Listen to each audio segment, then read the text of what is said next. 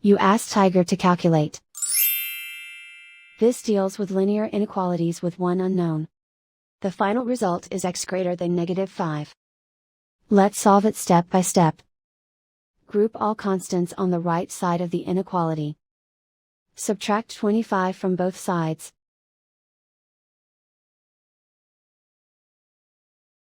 Simplify the arithmetic.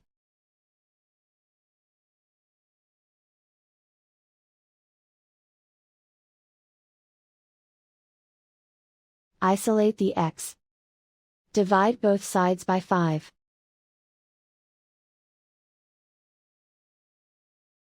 Simplify the fraction.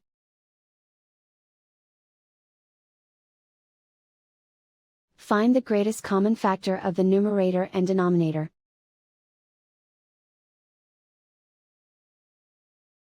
Factor out and cancel the greatest common factor.